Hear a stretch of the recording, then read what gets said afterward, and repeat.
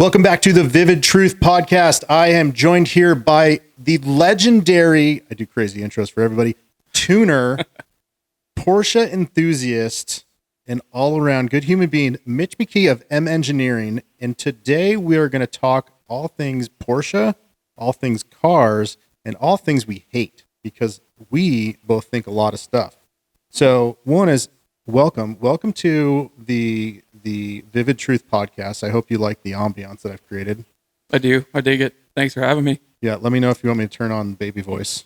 Yeah, I'll let you know later. Okay, we can turn that on anytime. So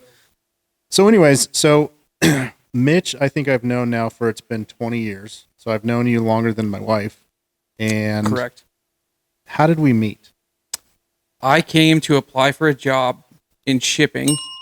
I worked at a drywall company one street over from Vivid, and I was into cars, and I was supposed to go to ASU, but I'd seen you guys in magazines, and so I came and applied for the shipping job, and I got the shipping job. You mean those things that you read? People don't, but reading, it's different than this. It's more of like this. People don't really do that anymore. No. So what you're saying is the reason that you're so good at shipping and your success at shipping is because of me. Yes. Perfect. Awesome. Okay, so you moved to Arizona to become the premier shipping person of Vivid Racing circa 2004. But you said, listen, this is not what I want my life to be. And how did you, since you are, we'll get into like what you do and all the other stuff, but so tuning, what is tuning? Because I know what I think tuning is, but you have a whole different look of tuning. And that's what M Engineering is, something that we sell here at Vivid Racing. Tuning is more about... It's just system control. So it's basically, how each individual system in an engine works. So it's, understanding from front to back how fuel injection works, or ignition timing, or knock control strategies, or misfire strategies, or, in modern day ECUs, there's, tens of, actually now we're up to about 100,000-ish probably calibratable tables, RAM values, etc. So the systems are quite intricate, and it's the tuning part of it's us going through it, disassembling it, and that's a big difference from how we do our stuff versus a lot of others. Is we disassemble everything on our own, so we take the code apart to really understand kind of the guts of how everything is actually put together and working. So obviously, as you're a car guy, so let's go back to 2004. What car did you have? I had a skateboard. Is that 2 or 4-wheel drive? It was 4-wheel drive. No, it's not. It's 1 drive. Gotcha on that one. Yep. So skateboard, not much tuning going on with that thing. So what was obviously you had to get into this, a lot of reading, studying, finding something that drove you that way. So what was the very first thing that you touched? The first car I ever tuned was at the other shop when we had just bought the dyno. 2005. And the first car I tuned was we'll never forget this, was a RAV4 with a Super AFC. Yeah. That's how good I was. First of all, I don't think people understand what a Super AFC is. If you could explain this, because this is so high tech that I can't even start to explain it. Yeah, the Super AFC was basically a glorified piggyback in that it manipulated signals from the mass airflow sensor, pressure sensors, and other sensors to basically allow you to add more or less fuel into a car in a pretty terrible way, by basically tricking the ECU into thinking something's going on that's not. And this was very, very common back in those days. I actually had a Super AFC in the very first Subaru WRX that made us so cool back then. I don't know if you remember that. Yep. I don't know who tuned that or how that was tuned. I think that was Clark. Oh, Clark. Shout out Clark Turner. How did we get a CRV? How did someone come to us and be like, you know what I want to do? I really want to get more horsepower in my CRV. There used to be that shop that was actually near here. Oh, I forgot the name of them. They were like JD or Japanese something or other. either way, I had a good relationship with them. So they were bringing cars over, but it was like the owner's wife's car or something. And she wanted it tuned and it had a Super AFC on it. And I'll never forget, I had been reading and going to classes and stuff on tuning, but back then we didn't have forums and, Facebook and all this stuff. So information was really not prevalent around. You had to pay like a Russian spy in a back alley to get something. Yeah. And so the night before I had to tune that car, I didn't sleep because I was so nervous about breaking it. Which in hindsight with the Super AFC would probably be pretty difficult. But I do remember it ended up making some amount of power. I think it got a little faster, but I wonder if, I know definitely we don't have that anymore because that dyno computer's gone through like more iterations than Porsche's chassis, but I wonder if we have pictures somewhere. I'll have to take a look because I do have this very old photo of you doing something on the dyno from 2005. But I can't even remember the CRV. Yeah, I mean, it's the only reason I remember it because it's the first car I ever did. Okay, first car you ever did, CRV. I mean, that really, to me, that's like, I don't know if I should say it on this, G-rated platform, but that's what the CRV was. Yeah. So what was your first like club experience tuning a car? Like you champagne groomed it. I mean, once we started getting heavier into the Evos and the Subarus. Was it UTEC? The UTECs, yeah. I might get stabbed for this, but I actually love the UTEC. It actually worked very well as long as you knew how to use it. Was that actually a plug and play or was that a piggyback? It was some sort of piggyback, and then you used a hyper terminal to connect to it through the computer. It was pretty archaic. But you could live tune with that thing, right? Yeah, you could. It was a pretty good device, especially considering, everything that was out at the time. There was some, like EcuTech, I think, was starting to kind of come around, but it was slow. I remember having the UTEC in my 2003 Evo 8, and remember, I only had that thing for maybe 2 years. So we're talking about the UTEC, for those who don't know, I'm talking Turbo XS UTEC, well before Cobb had their tuning device, the whole access port, well before EcuTech. Yeah. This was, I think you either did a UTEC or you did, what was it, an AEM? Yeah, and I think they had a V1, an EMS, but I mean, the UTEC just worked so well that we used them in a lot of cars.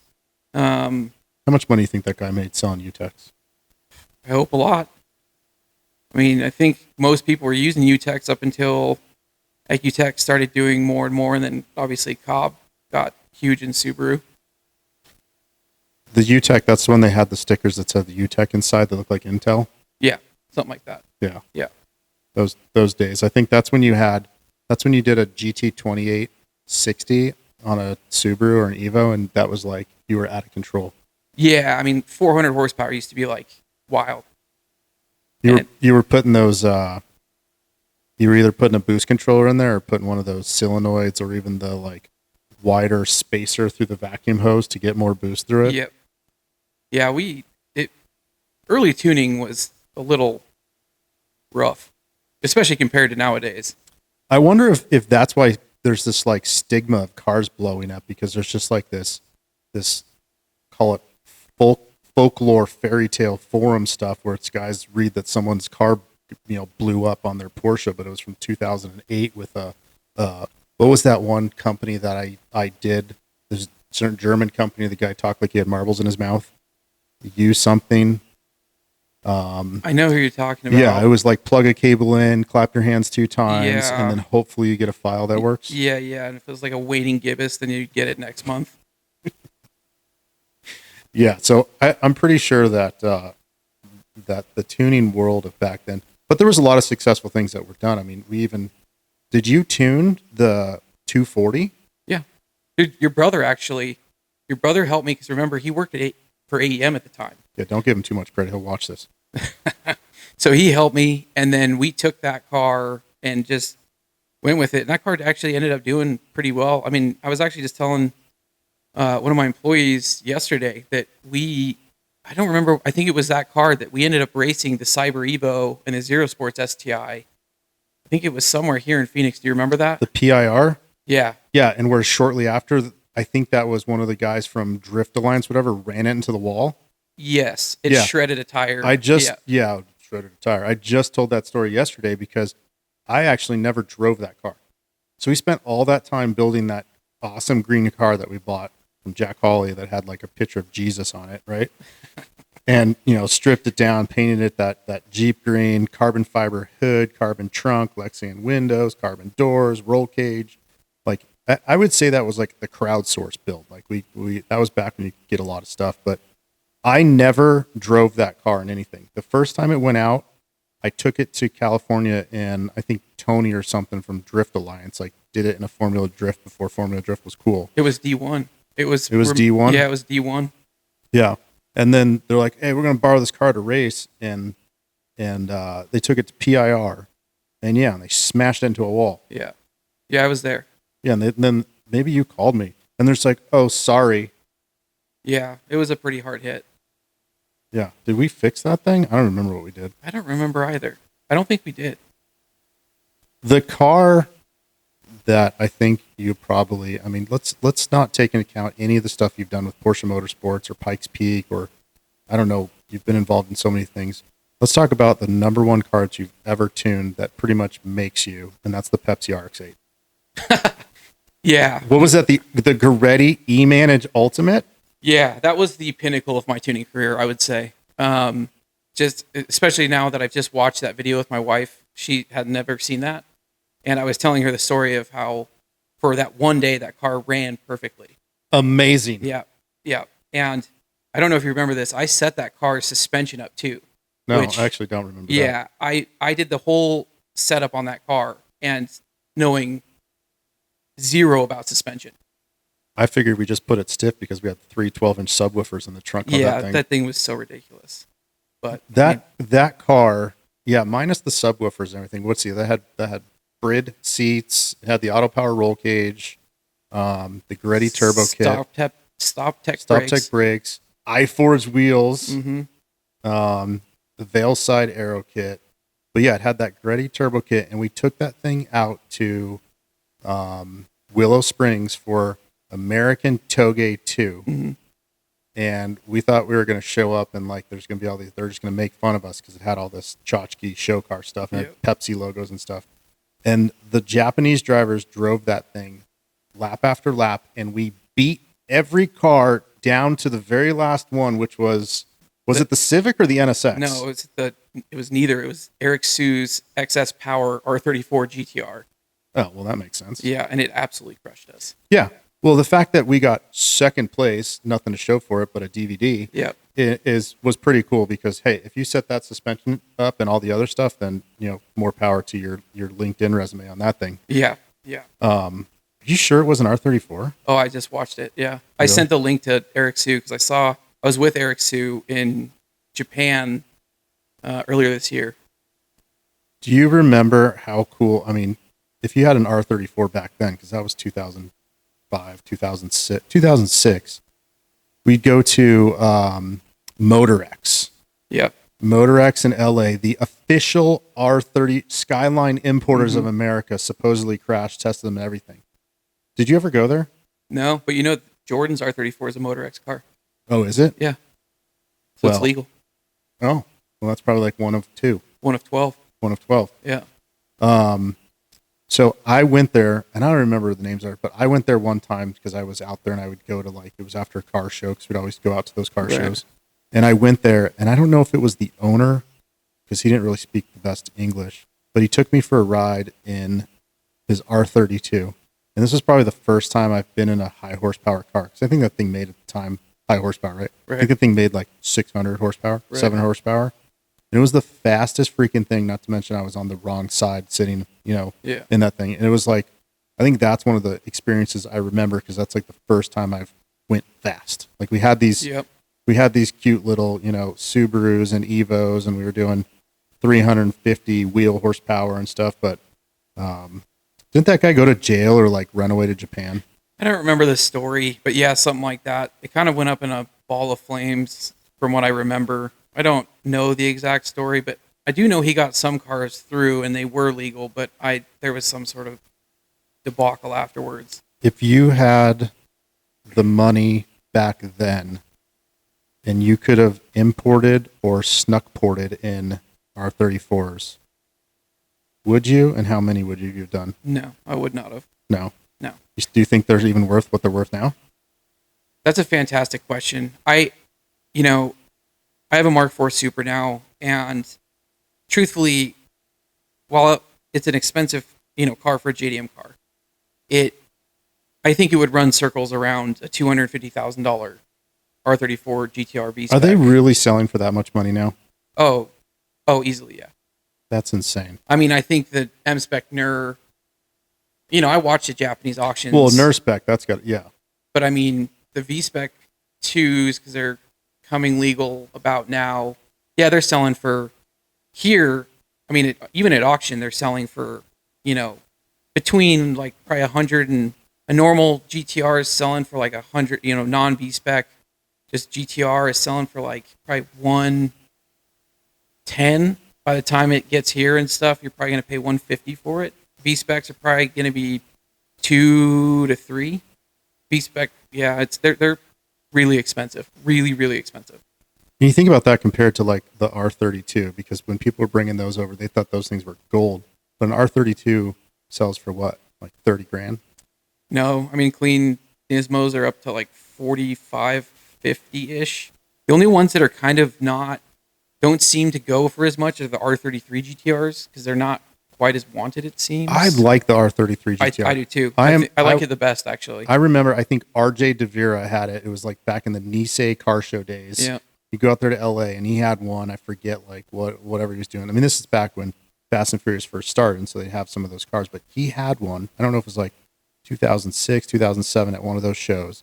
And I thought that was the coolest looking body. And I feel like some people, they don't like those at all. No, they don't like them. I don't know why, but I that's my favorite looking GTR. Okay, so we obviously have lots to talk about on the car side of thing, but quickly reverse, since we actually took a little bit of a teleport back in time there. So 2005, 2006, whatever, you tuned your world famous CRV. You became the leading tuner of Pepsi Mazda RX-8s and 240s with AMs. And you said, I want to go do more stuff. You did a bunch of Ecutech years ago, and Ecutech was this big. We used to do Subaru tuning here. Yep. You tune a car for like $200. I don't think that's changed. So there's no inflation on Subaru tuning apparently. Yeah, no, I don't think so. And you left us. Mm-hmm. And what did you do? I left and I went to work for AMS Performance in Chicago. I was a calibrator there alongside Chris Black and Martin. And yeah. What were they tuning? Just Subarus and Evos? Subarus and Evos, and then that was the very start of the whole R35 GTR movement. And they were really at the forefront of that entire, they were the first to run 9s, 8s, 7s, and then 6s, I think. Yeah, that's just a whole different, AMS is a entire different world compared to what we do, because we are a parts retailer, a distributor of high performance parts. They are engineers and developers of some of these components. I mean, I can't even imagine some of the stuff I see, like we've done that or we could do. When we talk about like they're building these entire aluminum blocks, like there's a lot of stuff I know where and how to get made, but I don't even know where to start to get the actual engine. I'm not talking about building an engine. I'm talking about making a fresh engine. Yeah. Yeah, it was pretty cool. I mean, the R35 especially, because we would get to a point where at 1,100 horsepower, like I'll never forget this, we could make a call and say on this next pass, if we turn up the boost 2 more pounds, we're going to lift the heads and blow coolant out of the block. And like clockwork, every time it would happen. So we ended up taking that block out of a car and literally cutting it in half, just putting it in a saw and cutting it in half to figure out what the weak points were. And I mean, to Martin's credit, he's incredible because he's a mechanical engineer and he is just so hyper focused on really making things better in every capacity. And that's what they've done with everything. So, we started doing more and more, and we kept finding more and more, issues as we got, 1,200, 1,500, 2,000 horsepower cars. But but you learn a lot through that. It's kind of a test of failure analysis of, push a car until it breaks, and then, okay, what's the weak point, and then move past that and keep going. So, we did that with the Evos. We had the drag Evo. That car held the record forever until, somebody in New Zealand beat it. But those guys are crazy. Yeah. Those guys are borderline insane with what they do. And I don't even know where they have the space, because I feel like if you run one of those cars at the speed it does, like, you're in the ocean. They don't even have the space to do it. Yeah. I mean, they do a lot of drag events like FL2K. They do big stuff. But now, they're in the V10s, and those cars are just absolutely flying. So, speaking of V10s, do you remember when I had an E60 M5? I do. The E60 M5 is probably the best sounding car next to a GT3 that I've ever owned, because I've never had a V10. I've never had a Lambo. I'm just not into a Gallardo or a Huracan. But the V10 in the E60 was cool. That was the same car that I think Jack Hawley was drifting around the block over and over. Not my car. Oh, then did he have a separate one? He had an E39 M5, and I have video of that here. Okay. E39 M5 that was orange. It was I think we're talking about the same thing. It was a Fast and Furious like stunt car. Okay. And it had, he didn't have an E60, but yeah, he would drift that thing in the back here and like around the block. Unless you're talking about the old building. It was the old building around that corner, and they called the police on us. We're all on him. He must have had, maybe he had an E39. I don't think he had an E60. I can't remember. It was an M5. That's all I remember. I don't remember the body style. So obviously is AMS, all the amazing parts that they do from, their engines and intakes and tuning and all types of cool stuff, making things, your heat exchangers for newer cars that have air to water coolers, all that stuff. Like all around, you can build a full car with that. You tuned, built them up, and you said, peace AMS, I'm going to... Sort of. I actually wasn't ready to leave AMS. I got approached by Cobb. And this kind of, I guess, leads into the rest of my story, is that even here, the German side of things was always kind of a black box. And so, it was always somebody could do it, but nobody would ever give us the keys or tell us how to do it. And just from some of the stuff I was seeing through the years of these files that were coming through, it really didn't sit well with me. The cars were running so terribly that on the weekends when I was at AMS, I started learning, then really rough reverse engineering. So because at AMS at the time, Martin's father had a 997.1 turbo, and we wanted to tune it for, to make turbo kits and things like that. Was this before or after I put the racket through your Chevy Nova? This is way after. Okay, just want to touch Way base after. on that. Okay. So, Did I ever pay you that $800? I don't know if you did. No, I think the car is probably worth $500. So. But I had to pay you for the window. I mean, I did smash it with the racquetball racket. We did. It was Halloween. That's almost, yeah. So it's like an anniversary coming up. Yeah, I wonder how long that was. I'll pay you in ones. That's perfect. Okay, ECU story. Yeah. And so, long story short, Cobb approached me, and it was, do I stay in freezing cold Chicago, or do I want to move to Huntington Beach, California, and do... I went there as a retail calibrator for only a couple months, and then that's when Cobb started the Porsche project, and I was the lead engineer for that, and that's kind of where it all went from there. So let's talk about like what you do in that. So let's skip let's pretend the rest of that doesn't exist, and I only say that because I don't sell Cobb. So. Yeah. So let's just skip the whole Cobb part, because there's lots of people that do Porsche tuning and do a great job at it. But what you said is that the German stuff was like a black box, and I think what's crazy is like for you and I, we see it from our side, but when you see like all these people online now as tuners, like exactly where someone's getting something from, or if they're doing it or not, because back then, there really was only a couple people. And if you needed to get everything from a stock read, like now, if you have the tools and you don't have the stock read, you can you can request it from their database, which then you wouldn't need to do it because you could read out from the ECU. But for some reason, if you didn't have it or you couldn't read it, you had to find some guy in like Slovenia that worked down an alley in room number, -2B, and you had to pay him like $10,000 to get this. Yes. Yeah, and that's just kind of how it all was, and that it needed to change. And I say that, but it hasn't really. I'd say it's probably gotten worse just because I would say a lot of the companies that are tuning a lot of these cars are not, in fact, doing it. They're kind of more of a marketing company or something. They're basically, that's kind of what separates us, is that we 100% marketing company. You can see it. There's one even on Instagram that's got like 300,000-400,000 followers, and every single post is fart, pops, flames. Yep. And they change their name. Yeah, there's so many of those out there, and it's just all, now these what we call server files, they're being distributed in mass from company to company, and they're all pretty much the same, and they kind of just apply the same thing, the same logic in terms of changes over and over in a blanket. And that's kind of like where that's very much where we differ, is we write custom code that we compile back in the ECU, so make map switching, just about anything that we can think of we can make on our own. And so M Engineering is a tuning company, but really is about file calibration development.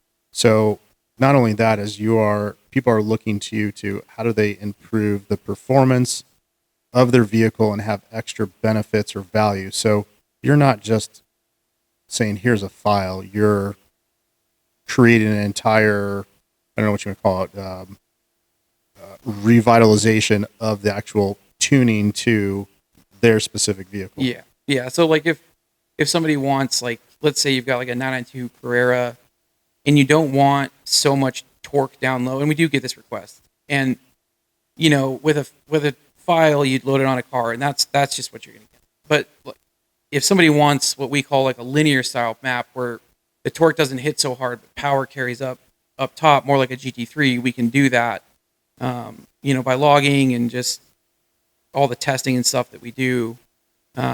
We can cater to exactly whatever these needs are that these people want. Like if they're going to be on track all day, they don't want, the street map that runs a car super hard and super hot. Can cause detonation, can, cause all kinds of issues. So we cater to kind of what people want, as well as, give them the tools, like data logging tools and things, so that they can record data, send it to us, or even just check it themselves to see like the engine health and things like that. I think it's so important because back then, back in the 6-speed online days of Porsche tuning and stuff, is like, if you you got a file from, I think it was probably one of 3 people. You got a file from GAC, Softronic, Evo. Yep. Probably bleep that out. Yeah. And I don't even know who else. And basically is you just thought you had the right thing. But if you wanted to know if there was an issue, or you felt an issue, or there was all of a sudden, I flashed my car and it's way slower, you had to buy this Durametric cable. Yep.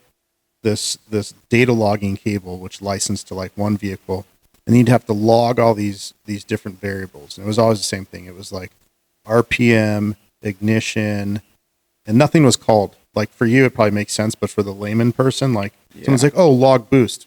It wasn't called boost. What was it called? Yeah, I forget. It was like later druck or something. Yeah. Yeah, it was never what you wanted to. And then you'd have to send this file back, and they'd be like, "Oh, it's doing this," or "Oh, it's fine." And I think that's like, there's a different type of customer. Like usually there's a customer that's like, okay, I want to get a tune. I just want more power. I'm never going on the track. I just want to have it on the street. Like I'm not going to go set a record, everything. But there's a lot of those guys. And these type of cars, I feel like the Porsche world is so, you've got your deep enthusiasts, and you've got these guys that want to know, like they're tuning it, but they're not tuning it. So having those type of tools and resources helps validate that like what you're doing or what's being changed is there. And then like, okay, yeah, this is it. Yeah. And it's nice because they can go back to stock and stuff too. So if they need to go to the dealer, like, flashback to stock, And they can get service work done, warranty work, whatever, and then they can put the calibration back on themselves.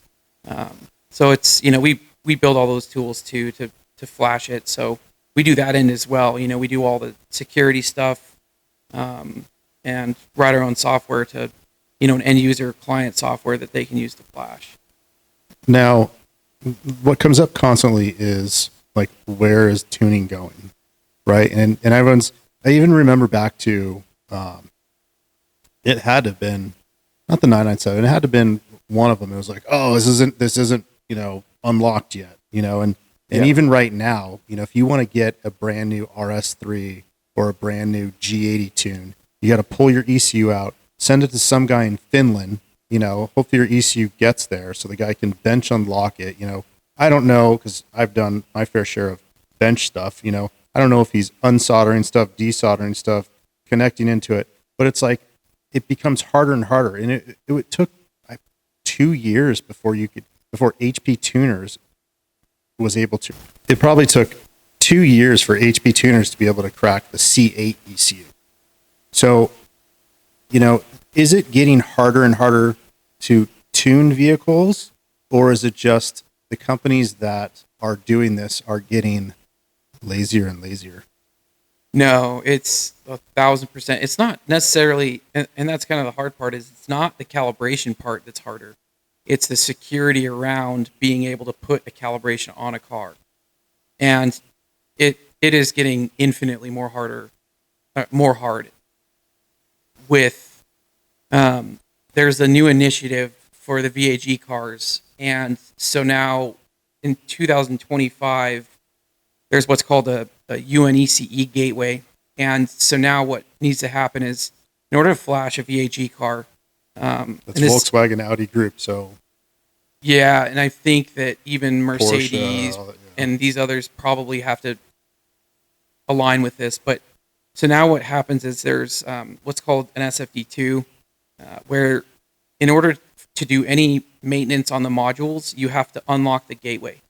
So now it's not just you have to get around ECU security. You also have to be able to talk to that manufacturer's server, get an authentication token, open up the gateway just to allow you to flash it. You're pretty much hacking the manufacturer server.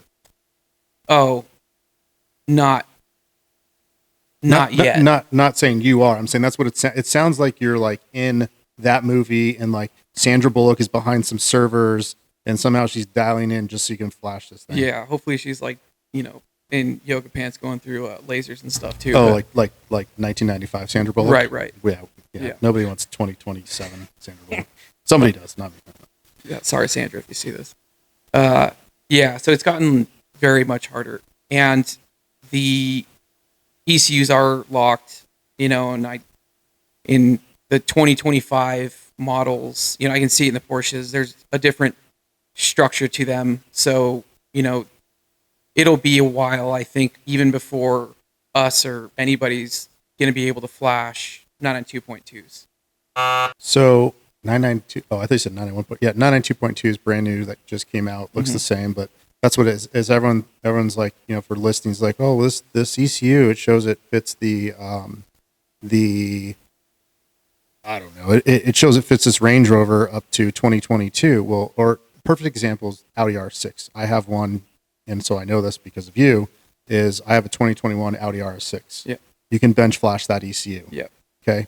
Now, somebody has a 2022 and like 2022 and a half or something RS6. Yep. Cannot bench flash it. Car locked. looks the same. ECU looks the same on the outside. Totally different of the software, security, or everything that's in there. Yeah. For the bench mode, you can still OBD flash it.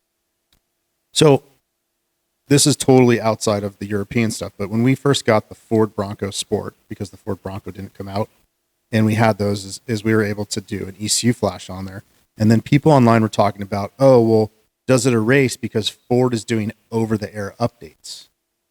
Yeah, that's still a pretty controversial thing. I don't know of a manufacturer that is doing, and this is, my knowledge is limited to the kind of BAG world, and so I don't know if they do this in Ford, but there's a huge risk, especially with Porsches, because Porsches, especially the newer cars, inherently their batteries are terrible. So if you try to do an over-the-air update and to like your ECU and it failed, it would brick the car, and you would have no idea till you woke up to go to work in the morning and your car doesn't run. Oh yeah, people don't understand that at all when it comes to. I'm sure, even on your instructions for M engineering, when you're flashing a car, if you don't send the ECU, it's like battery charger, and people don't understand how much voltage that it draws or amperage. Amperage. Yeah, and it's like in our software, we have some safeties that say if it's below 11.5 volts, it won't flash, because there is a good chance it's going to brick. Yeah, well, it's because it's always some guy. It's like, you know what I got to do?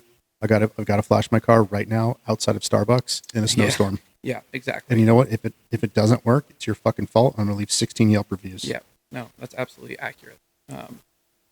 Yeah, we try to get everybody to have a battery charger and all this stuff, but it's just so. But it's not just the Porsche stuff you do. So kind of circling back is, I don't know if obviously, I mean, we've got about 95,000 subscribers on this YouTube channel, and of those subscribers, about 3 people that watch all the videos. Okay. So for those 3 people, if you go back in time, you can see the McLaren 720 dyno video that we did, where it's got the rolling anti-lag and it's just shooting massive flames and sounds like it just wants to murder something. That was your tune. And so you've done a ton of stuff in the McLaren world as well. That's where we started. And Jason Carberry, one of my partners, wrote all that code, and it's all fantastic. But yeah, we got our start in McLarens, and it's still, I don't know for sure, but I think we're still probably the largest calibrator of McLarens on the planet. But it's just with McLarens, they're not making many cars anymore. Can you flash the news? What is it? The Artura? We can. We're staying away from it for a little while, just because it had such a long development cycle. We're concerned that there might be a few bugs that need to be sorted out, and we want to make sure everything's 100%. We have been doing the new 750s. We've got a bunch of those running around, but we're waiting a little bit on the Artura. What's the fastest? Because you tune all these cars all over the world. I mean, you've been to places, literally tons of places: Bahrain, Saudi, Kuwait, Antarctica. I don't know if you've been to Antarctica or not. But what's the fastest? I mean, you obviously hold some records, like M Engineering, like you said, best McLaren ECU calibrator. What are some of these records or numbers? Because you go on. What's interesting is, from my standpoint, is we're such like a data marketing company, right? So you go on Vivid Racing, it's like images and everything, and we're spending all this money on ads, but like you guys, you could put like a picture of a McLaren symbol holding a cigar, and people are going to come buy your tune because you have so much brand equity and strength from all the people using it. Like you don't have to spend money marketing it because people know like what I'm getting when I buy an M Engineering tune. Yeah, we've been pretty fortunate. I mean, we've done quite well with the McLarens. A big part of just all of it is just, I would like to think we really pride ourselves on customer service. But as far as the McLaren stuff goes, John Hebelm does, my other partner in M Engineering, he does most of the McLaren stuff now, and the stuff he's doing, I mean, it's crazy. He's got the records. He just did 2:11 in a half mile in a 720, which is flying. Is it? Yeah. Well, how many horsepower? How much horsepower is that? I think that car, John's going to kill me. I think that car made 1,400 to the tire, somewhere around that. That car was in the UK. I just saw on the TikTok, it was actually that guy local, which is, I don't even get into that, but AZ Cycle Parts. Somehow guy went from selling trashed, razors and Can-Ams to recycling supercars. Yeah. But he has, I think it's an STO with like 2,000 horsepower. That thing has to make probably 3 to 3,500-ish. Yeah, it probably doesn't go through drive-throughs well. So, yeah, can you imagine taking that thing through McDonald's? I mean, it'd be a flex for sure. So, I don't know where I'm going with that. But anyways, I think he did a half mile, and it was like 260 miles. But that's because it's 3,000 horsepower. Yeah. Okay. So 1,400 horsepower, double of what a McLaren is. You're doing 212, 220. And for reference, because I've done 1/2 mile event in my life, it's when I had my orange 12C, God's greatest creation from McLaren. In case no one's ever owned one, you can now buy one for like 80 grand. And if you've ever played Etch-a-Sketch, that's what the infotainment system was. Yeah. I had that thing with full Army Tricks exhaust and a tune on it. And I did 168.5 mile at Kilo. It's actually not that bad. I think a stock 720 does like 173 or so. Yeah. So, I mean, that's not bad for, I mean, but so to do MP4, 220 miles an hour and a half mile. it's huge. I mean, these cars are making huge power now.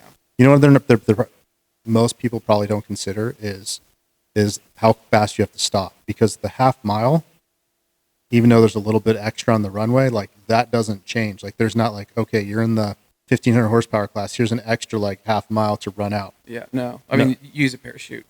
Yeah. I mean, these big guys are using parachutes mostly. There's got to be a limit though, where I know they're all trying to build like this guy in the STO, 3,000 horsepower, whatever, but there's got to be a limit at how fast these cars can go, because back in the way early days, 2011, when I had my 997 turbo, we went out to Texas Mile. Mm-hmm. That had GT30s on it, Mm-hmm. and that was like crazy. You know, I think there was a couple people doing these bigger engine builds and whatnot, and that had 1,000 horsepower, 12, not like the power there is now. We did 202 miles an hour in the half mile, right? There was cars then, like built 996 turbos doing, I don't know, like 240. And I think I remember following that, because that was one of the things we did it for 2 years, and you'd go out to it and you'd be like, oh, I got to go out again. Yeah. And so you kind of start following online, and there was guys like in Ford GTs, like Yeah. the Super Truck, hitting like 290 miles an hour. There's got to be a point where these street cars, it's not logical to go that fast. Like they've got to start breaking apart. I mean, if it's going to happen, I don't know if it's going to happen anytime soon, because these guys, you know, the T1s, AMSs, the undergrounds, they just keep finding ways to make the cars better and faster and still, you know, run as soon as they're done. But those cars are just purely not street cars. I think that some of those guys probably do drive some of those cars on the street. Yeah. Really? Yeah. I think we have a mutual customer, us and Underground, and I think he just went 253. And he still, I believe, it's still a DCT. Really? Yeah. You don't have, well, you can't build that. You can't build that transmission, right? Oh, no, yeah, you can. You can build Oh, those? yeah. AMS, a lot of these companies have a whole division now. You know, Datsun makes clutches for them. Yeah. They're PPG gears, you know, wave track differentials. I was thinking PDKs, because you can't really build a PDK transmission. You can now. It's getting more popular, yeah. I mean, like, we use Datsun clutches in the higher horsepower cars. You know, even the first Datsun clutches that they released for the 991 was when I was still at Cobb, and we did a ton of software stuff to get that to work on the early versions of them. But, yeah, I know you can. I know there's a software, but I didn't think you could actually build those, because that was always, maybe early on, maybe I'm still living like 10 years ago, but I thought that was always the big, you know, issue is, you know, to do some of these high horsepower things is you were limited because of, you couldn't do anything with the transmission. I know with the GTR, there's people that came out with different clutch disc packs. It was like SSP or something like that. Yeah, and Datsun. Datsun's really the big and then, like, they do great. Like, the clutches are great. There's customer service is great. Like, they're a great company. And I don't work for them, but yeah, they've really done very well with a lot of these twin disc, you know, different cars, RS3s, or just a bunch of them, and they've done, you know, very well, and they're able to hold a ton of power, and now, you know, the PPGs, and they're building, you know, billet gear sets and things like that. There are some guys that are going, you know, we've had some Porsche customers go to full-on sequentials and stuff, you know, to run, but it's the PDKs are able to be more robust now at super high power levels. So all of the worldly travels, like, what is the coolest event that you've been to that involves one of your cars? Not your personal cars, but something you tuned or worked on. Honestly, I would probably have to say Goodwood. I think it was in 2016. I was about to say, don't say 2017. I was there. No, I didn't get a text to meet you at the beer garden. Yeah, I was working, so I wasn't doing anything. I was sitting by the car, but it was a really neat event. You've been there. Oh yeah, no. If you have not been to Goodwood, and you have a choice to go to like Monterey Car Week or SEMA, go to Goodwood. Yeah, it's crazy. It is, and to compete in that with what we called our Ladybug car, that was Jeff Zort's Pikes Peak Hill Climb car. We competed in that, and we ended up finishing in the top 10 of all the cars, which is... I always thought that was an exhibition, so you're actually competing in the hill climb? It is. Some people choose not to. It's more of an exhibition for them. Some of them, like us, are actually competing for a time, and so we ended up finishing in the top 10. I don't remember where we finished, but that was a really neat event to be a part of, because you've got like F1 drivers walking around. You've got, like the mods, like the 787Bs running. It's just like these crazy cars that you never thought you'd see in your life, and they're all, just all around you. They're just, that's the thing with Goodwood. I've never been to Monterey Car Week, right? Ever. Is like every picture I've seen Monterey Car Week, it's very like hoity-toity. Everything's roped off. Like, don't even like sniff by it, right? Yeah. Goodwood, I've got pictures, here I am taking a picture with my kids with a Ferrari F40, with two Koenigsegg's, with a Pagani. Yeah. Like, you just walk up to everything. Yeah. Like, it is an experience that to be involved in. And you're also super close to that whole hill climb thing. Yeah. Do you know that they have a rally course back there? I do, yeah. Yeah, we walked back there, and they were doing full rally competition, and we walked back there, and these like, it wasn't a GC8. I have pictures too. But yeah, the Subaru's just like flying by us, like jumping. I'm in the back of some dude's castle, yeah, where he has this rally course, and these cars are full on competing, flying by me. Yeah, it was cool, especially because I wasn't a spectator. I was actually part of the crew for the car, so I was on the other side of the hay bales, so to speak. So I got to be like literally just as close to any car that was running as I wanted. I got to see all these cars leave from the line. It was a really neat experience to be a part of. That's probably one of my favorite events. What's the weirdest country you've been to?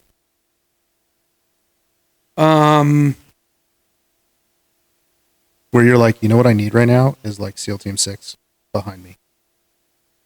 Man.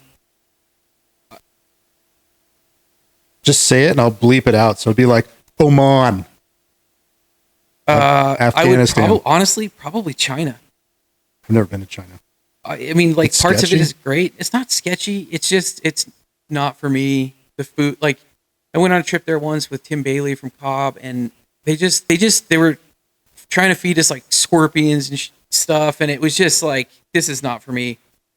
Yeah, that's like one of those places, and I really like Hong Kong, and I love Asia, I love Japan, but do you remember a black Subaru STI that went to Vivid 3 there in Chandler, and it was brought to us from the Sun? It was like trucked in, not a car truck, but it was a semi truck, and it had to be unloaded on the loading dock, and it was like the son or nephew of some, like, what we assumed like drug czar, but it was like the Paraguayan vice president or something like that. Yeah, and I think you had to tune it. I did, yeah.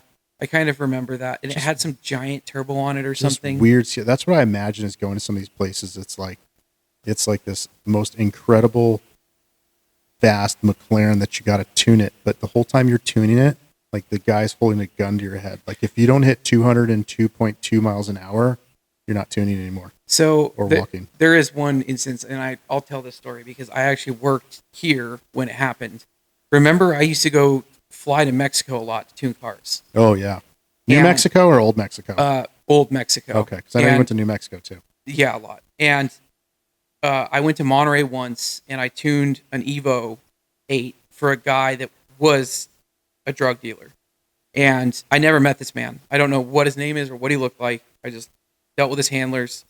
And this guy, I would tune the car on the street, and he had his own separate apartment that God only knows what he did in this apartment, but it was just kind of his side apartment. And that's where I stayed.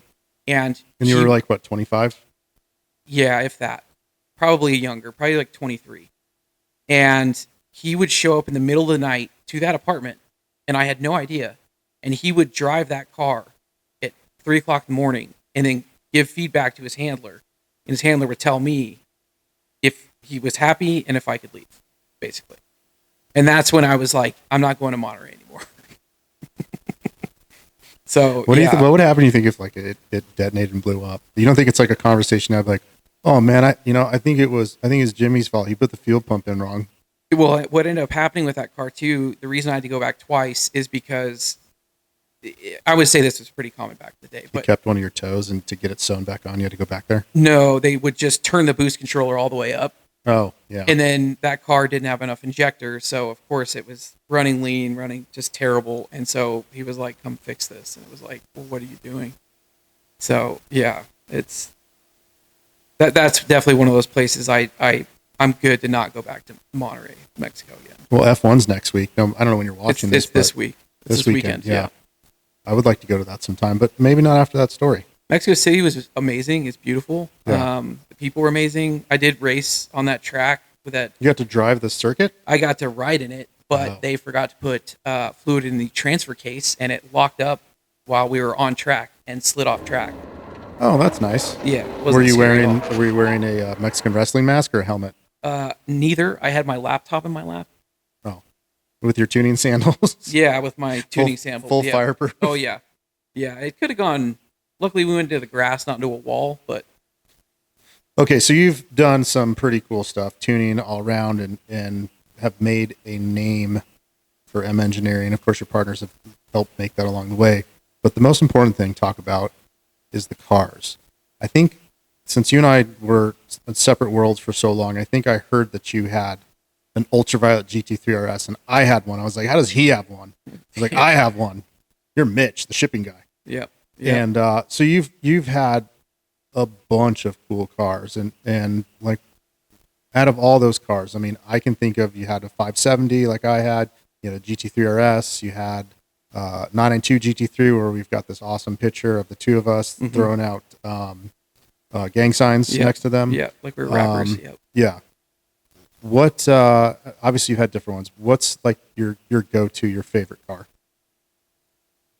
That is a crazy difficult question. Don't say track and make it be like, yeah, GT3 RS, but like your favorite car. Like I can pick like 2 or 3 cars out of my mind that like I could think back to, like they were awesome. Like, yeah, you're pumped that you're 25 years old and you've got a Porsche or a McLaren, right? But like the car that really gave you the most enjoyment. I would probably say the UV GT3 RS. I think that was my favorite car of all time. Do you think we're both extremely stupid for selling them? Yes and no. I don't think there's any way we could have known what was going to happen. Well, I don't even know about, I don't know if that car is, I don't think it's going to be like GT2 RS money, or, I mean, maybe it could be. I mean, I just paid $140,000 for that 1999 6.4. But even if you look now, like I bought mine from a guy that put 500 miles on it, and I bought it for $228. And this was in 2000. This was late 2016 or 2017. I had it for 4 years. I've never kept a car that long, by the way. 4 years. So I obviously love that car. I was going to sell it, and that's when the market went to just trash, right before COVID. And I was going to sell it for like $175,000, which you'd probably shoot me in the face right now. I held on to it, and I ended up selling it to someone for $195,000. And it had like, let's call it 9,000 miles, which is fair. And if you look right now, like that car with 20,000 miles is still selling for $200,000. It's coming down a little bit. The GT3 RS market's coming down. Everybody wants one. Every girl wants one. Yeah, I mean, because I just sold because I had a Signal Green GT3 RS. You sold that? I sold it, yeah.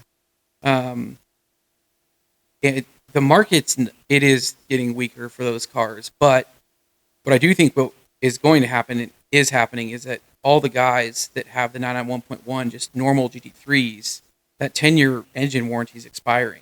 You think those are going to become cheap? I think they're going to tank in value because if you don't have a G motor in them, the revised motor, and you're selling the F or whatever, the E or whatever it is, I think you're going to be able to pick those cars up really cheap. And honestly, if I wanted to get back into track racing again, I think what I would do is I would buy 0.1, just normal, 0.1, and, just send it to BBI or something and just have it kind of fixed, repaired, while it's still running, and then throw it back in the car, and you've got, a car that's going to last a long time for not much money. I think what it is like you can have these 700, 800 horsepower cars. Again, I had 570, 12C, 997 turbo, 991 turbo, lots of different cars. Nothing sounds like a GT3. Yeah, and especially on the track, it's just kind of otherworldly what those cars can do on track. And they're not the fastest in a straight line, but 500, just amazing. 500 horsepower is still 500 horsepower. Yeah, and they do sound amazing. Yeah, I mean, I don't think... Yeah, the handling's crazy. I mean, I did a lot of road rallies and drove a lot of mountain roads and stuff, and I've recently done some of those same drives with my CLK Black Series and the 1999 6.4. Mm-hmm. And let me tell you, all those roads that would go like 80 miles around a fucking turn, they're hairy as hell in this rickety car, that is held together with like one wishbone suspension. Yep. and I look down, I'm doing like 40. I have a question for you. Oh. What, and I know the answer. What is, outside of the GT3 RS, what is the other car you should have never sold? Oh, this is just a total bus roll. I don't know. I would say probably my mom's 1991 Honda Accord. Not the car I'm thinking of. Okay, so I even just made a video about this. I had, and I hope it's the same one, I had a 2008 CLK 63 Black Series in Mars Red. I got it in 2019, like right when COVID hit or before COVID, and I had nowhere to park it because I didn't have extra space. So I got tired of pulling in and out. So I bought that car from our friend Tim at 503 Motoring for $72,000. Oh my! 6 months later, I put it up on Bring a Trailer, who, by the way, is impossible to put anything on that website. Usually, they want to interview. You got to do a blood sample, semen sample. Now that cars it's mixed. That's what's weird. It's mixed. Now that Cars and Bids is up, and some of the other ones, like they kind of have to take more. But at the time, like I wanted to sell it. So, anyways, I put it on Bring a Trailer, and it sold for $95,000. And I thought, who makes $20,000 on cars? Geniuses do. Mm-hmm. Yeah. So that car is like $150,000 now. So the silver one that I bought 4 years after the fact, after I sold my 992 GT3, silver, same miles when I bought it, 22,000. No, that had 19,000 miles. Paid $120 for it. Part of me wants to sell it right now, but I know if I sell that one, then some of my friends will literally probably make entire YouTube channels of me dancing in mini skirts and AI and making fun of me until I die. Probably, because Jordan and I were talking about this. So, oh, you mean Jordan, the guy with all the black cars, including the SRT4? Yes, my very handsome friend that looks just like me. Yeah, except he has that one poor car. Yeah. But yeah, he does look like he's handsome. So you were having a conversation about the CLK? We were having a conversation about, because he has one. No, I'm aware, yeah. But I didn't realize how rare that red car is. Good. That's crazy. Neither did I. Mind blowing, right? 1 of 10. I thought they meant like that sold yesterday. I don't know. 1 of 10. So yeah, I mean, collector car isn't something that's in my bio anywhere. Yeah. I came across this guy on Instagram who is in the same space as I am. It's an aftermarket company that does Euro cars. I'm not going to bring up the name. I don't know anything about him. I've seen the name 100 times. This guy has in his garage, I'm going to say probably 10 cars. He's got old GT3 RSs like the orange one. He has a brand new GT3 RS. He's got, like a UV1 or 991. He's got older Mercedes. He probably has, $5 million of cars. Yeah. And I'm looking at this be like, I do the same stuff, and I've done the same stuff for 23 years selling a lot of product. Either I have a gambling addiction and I don't know how to save money, or this guy's doing something else working on cars because he's they're more of a repair shop. But some of these collections that people have, like if I could look back and had the space or whatever this guy figured out, right? Remove the red CLK from your vocabulary. Okay. I don't think you had this car. 2010 997.2 GT3RS gray with the red decals and red wheels. Yes. 6-speed. Bought it from Roswell Porsche in New York for $136,000. I sold it to some Tony Nguyen in California with 4,500 miles for $126,000. Ouch. 300 G's right now if it has 20,000 miles. Yep. Yeah. I would have kept that car. I would have kept, I would definitely kept the UV one, the 991. I don't think that any of the turbos, I mean, one of my most favorite car is the 997 turbo that I had because we did so much with it. And that's the first time I bought a car that was over $100,000. You know that I'm helping Kevin with his other car. Who's Kevin? The guy that has that car, the 997.1 that we did here, that's racing it in South America. 997 like my old car? Yeah. He bought my old car. Yeah. And it's in South America. And it's racing like constantly. But I'm doing he has a 991.2 GT2RS Club Sport Mante, whatever. My 2007 997.1 turbo with the twin turbo. Costa America. Costa Rica. It's in Costa Rica. Yeah. And it gets raced around by Kevin. He's a super awesome guy. I need to see more of this because that's pretty. You know what? I remember someone sent to me. There's a period of time, like, you know, and I'm not on a high horse, but you get, after you sell a car, you get all these emails and you get all these like messages. That 997 turbo probably sold 7 times over. And I sold that car because I had the 2007 and then I had the 997.2 Turbo S and then I had the GT3RS and then I bought a Noble like an idiot and then got, I think, whatever. But that car traded hands of people 7 times and I would get a phone call or an email of people asking me what's done to the car. I'm like, I haven't seen that car in 5 years. Yeah. I have no idea what's done to that. And I think I remember that guy actually sending a message because that has to have been like 4 years ago. Like I just measure things in COVID for a while, but he's still driving. I mean, still racing it.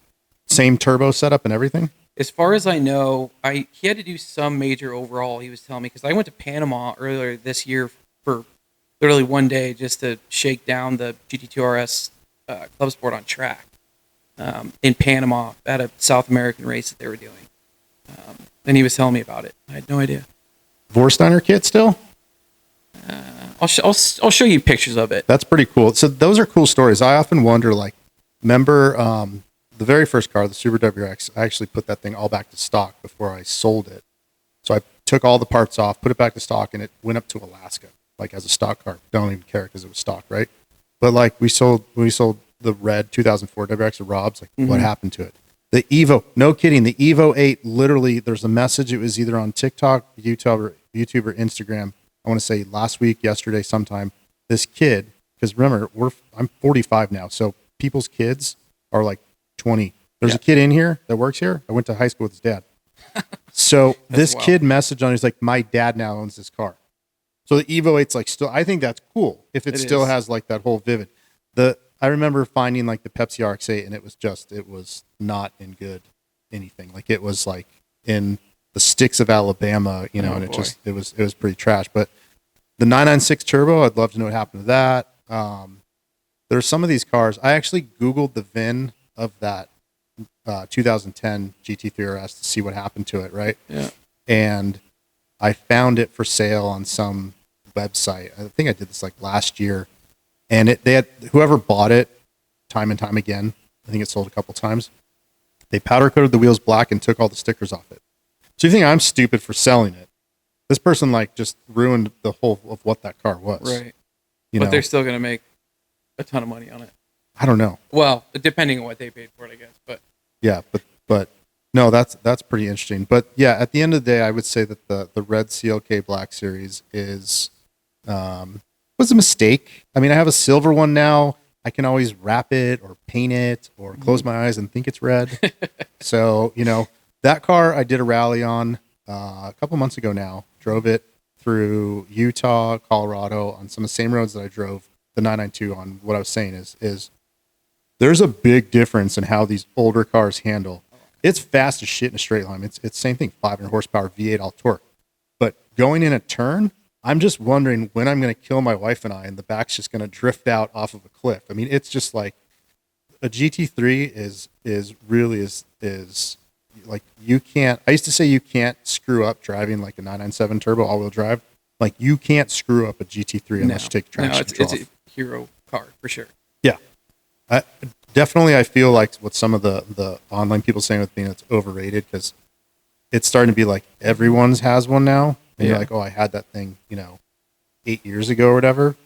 But if you were to offer me a 992 GT3 RS or a 991.1 or 0.2, I would take the 991. I think the new one is cool with all of its features and aero and whatnot, but I think the rawness, and it's not even raw. I mean, it's 2016, right? Yeah. But I think it's just way more raw.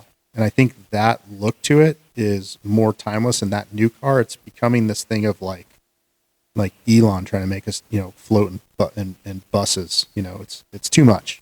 I agree. And I'll add to that. I think that the new GT3 RS is 99% more car than the people that have them. Meaning that I think that truthfully, 99% of the people that own them will never be able to take that car to its limit. Most of the people that buy these cars now they just get them because they got the allocations. They're just flipping to make money. Right. They don't take them. I mean, there's a rare amount of them, but they don't actually take them to track. I never took mine when I got my 992 to the track. But actually I did one track day, but I drove the crap out of them on rallies and back roads. Yeah. But yeah, what those people can do. And I think everybody anyone that thinks they're a good driver should do two things. One is they should take a trip to the Porsche Experience in Long Beach and have an actual driver drive you around after you do it. Because you're like, oh, I pushed that. I got the thing. It was so fast. That guy will make you throw up. Yeah. Okay. And then the other thing too is go to the Nürburgring. Yeah. Visit Ron at RSR Nürburgring as long as he's still alive. Have him get behind a wheel of a Clio or something and have him take you around in that thing. Because you will full on shit your pants and realize that you are just not even worthy of driving cars. Yeah. Yeah. And I think that's the hard thing with the new RS. It's just, they're just not going to get pushed like they should, unfortunately. A lot of people driving the cars and coffee and drive them home. And that's why at the end of the day is you migrate to the cars that we have where they're old. They don't go fast. You have to use a stick shift. Mine goes very, very fast. It is terrifying. Well, define fast. 1,000 wheel. I wonder if that's picking up. 1,000 wheel horsepower. Yeah, no, that's actually terrifying fast. With, what I have, the Kazi, it's, I did dyno it after I did some stuff to it. It made 350 all-wheel horsepower. I don't know what that translates to. It's probably like 995 horsepower. Yeah. The CLK, it's just terrifying. But it has AC. That's important. I don't know if your Supra has AC. It does. Then the 964, which is carbureted and has like half a AC. So, all right. Well, at the end of the day is first of all, M Engineering, awesome tuning stuff. Glad we can, sell it. Glad to be a part of your world and knowing you and all the stuff you've accomplished. I think it's super cool to see somebody, chase after their dreams because there's a lot of people that, fake it till you make it. So it's awesome to see all the stuff you've accomplished. I like that, we have the same car taste and have kind of gone in some of those same directions. Yeah. And, I hope that, in the future is we can put a camera, one of those gap cameras on that 1,000 horsepower Supra and line it up next to the Kazi, which makes 995 horsepower and really see, what happens. I'm all for it. Okay. And probably the next time you see me, that silver CLK will probably be spray painted red as well. So that's fine. All right. I'll help you. Well, thanks for watching this Vivid Truth podcast. Until next time, we'll see you at the next one. Bye.